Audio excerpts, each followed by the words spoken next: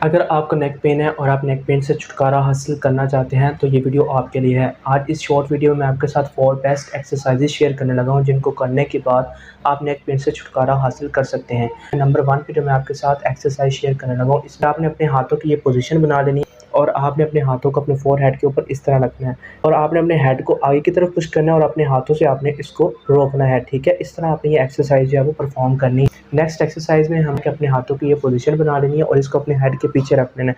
अपने हेड को हमने पीछे की तरफ पुश करना है और अपने हाथों से हमने रेजिस्टेंस जो है वो लगानी है। इस तरह हमने ये एक्सरसाइज परफॉर्म कर। नेक्स्ट जो मैं आपके साथ एक्सरसाइज शेयर करने लगा हूँ, इसमें हम हाथ की ये पोजीशन बना के अपने हेड की एक तरफ रख लेनी है। अपने हेड को हमने इस तरफ पुश करना है और अपने हाथ से हमने रोकना है। इस तरह हमने ये एक्सरसाइज जो है वो परफॉर्म करनी है। नंबर 4, अपने हाथ को इस तरफ रखना है और अपने हेड से हमने इस तरफ पुश करना है, अपने हाथ से हमने रोकना है अपने हेड को। अगर आप इन एक्सरसाइजेस को डेली परफॉर्म करते हैं तो नेक पेन से आप छुटकारा